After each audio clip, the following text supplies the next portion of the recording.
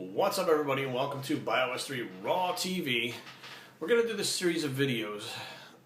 I think I'm going to call them Bodybuilding Basics 101. This is going to be part one, which is the diet part, which is carbohydrates. Now, the reason why I'm doing this video is because I keep getting questions and I keep getting a lot of comments and things about how, the carbohydrate is just a carbohydrate and sugars don't matter and et cetera, et cetera. But then all of a sudden people go, well, Jerry, how did you get so lean so fast? How are you dropping 7 pounds a week? Why is it that, that we've been told that the most you should drop is like a half a pound to a pound or two per week? And why do these other guys diet for 38 weeks and you have to do it for 12? We don't understand what's going on. And this is going to explain a little bit about why that happens. And again, it's Bodybuilding 101, diet. We're going to do carbs today. I'm going to read you guys a few excerpts from Everything You Need to Know About Fat Loss by Chris Aceto. Now, for those of you guys who don't know who he is, he was the one that has trained Jay Cutler since he was a teenager. He's his diet guy. He trains Dusty Hanshaw. He trains a lot of people in the IFBB. They call him the technician. And he's known for bringing his guys in shape. Now, he graduated, summa cum laude from Springfield College with a degree in applied exercise science. So he is a science guy. Now, the difference between him and some of the other science guys is he doesn't just read studies. He reads about how things work, and then he applies it himself. So it's not just read from a book. He applies it. His clients show it. And his wife, former Miss Olympia competitor, Laura Crevaille, was one of his clients also. So Chris has been around a long time with a great track record. And he wrote this book which explains things a lot more in depth than I think a lot of other people explain them. But he explains them in a way that's easy to understand. And like I said, he is a science guy, so for those of you that are into the science stuff, he talks about stuff like that, but he puts it in a way that we can all understand. So let's get started with, let's see. All right, so he talks about the carbohydrates not being all equal, and he does also talk about how certain foods elicit for certain hormonal responses, which is what I've tried to explain to you guys many times. So he says, while 200 calories of a yam will elicit less insulin than 200 calories of a refined food such as pretzels or fat-free potato chips, there's another aspect of complex carbs to consider. The more refined, processed, or cooked the complex carbohydrate, the faster it breaks down into glucose. Okay, that means if obviously it's refined too much, it breaks down faster like a sugar, even if it's not a sugar. So even if it's a grain that's processed and reduced down, it's still going to process like, if it's white bread, for instance, is going to process pretty much just like a sugar because it's processed so much. So, in turn, it affects insulin levels. Now, he is a very big believer in insulin levels affecting fat loss. So am I, because it's 100% true. Now, a lot of these guys debate, well, even if you cut your carbs, doesn't mean that, there's no insulin. Not no insulin, but lower insulin, okay?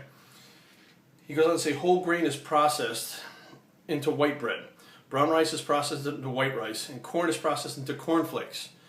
A potato baked in a microwave in general is more firm than one baked in a conventional oven, and mashed potatoes are clearly less firm or softer than a baked potato.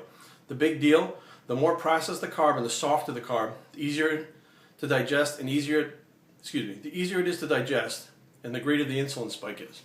So eating mashed potatoes is not the same thing as eating a potato. I learned that firsthand because one year I was eating mashed potatoes saying, I'm eating potatoes, and I got fat. It's not the same. So it's a different hormonal response to a similar food. Another thing he talks about is elevated insulin levels for the person hoping to control body fat is possibly detrimental to caloric intake. Now, he's saying even if you're at your calorie maintenance, if your insulin level is too high, even if you're in a caloric deficit, you still won't lose fat, or you lose very little fat. So as you're eating these foods, if your insulin spikes, we can shut this message off here, if your insulin spikes to a certain point, basically shuts down fat loss.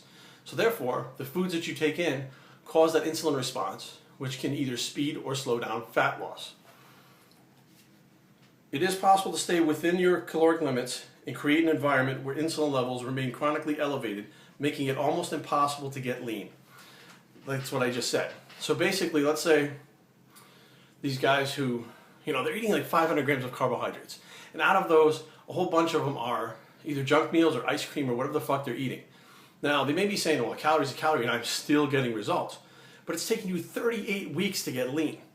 Why do you think that's happening? Because you're slowing down your progress by eating certain foods that reverse what you're trying to do.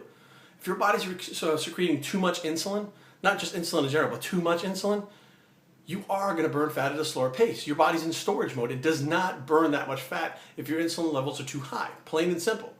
So you have to keep the insulin levels under control or keep them low. And that's not done by eating sugars and processed foods and breads and all kinds of weird shit like that. And that's why these people take so long to get lean. And even then, they're not even where they want it to be. So they're having a hard time not only just getting to where they want to be, but they can't even control it to the point to get to where they want to be in the end, and then they drop off. Let's see, when insulin levels rise, excess glucose is cleared from the bloodstream and deposited into muscle glycogen, liver glycogen, or fat stores. If muscle and liver stores for glucose are full, all glucose will be packed away as body fat. So which means basically if you're eating 400 grams of carbs, more than likely your glycogen stores are full. So when you put anything else in above that, so let's say you're eating 350 and you got 50 grams left. 350 more than likely has filled up your glycogen stores. Where is that other 50 going to go? The ice cream is going to go into fat stores. But now what happens is, it's not that much fat, so you're adding a little bit of fat. But if you're dieting, you don't want to be adding any fat. You want to be constantly burning fat.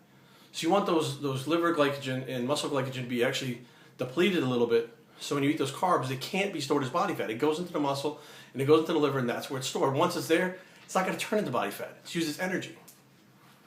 I think that's pretty much all we had. I mean, there's a lot of stuff in this book, but that's pretty much explains my point that I've been trying to make with you guys, that there's a hormonal response to food.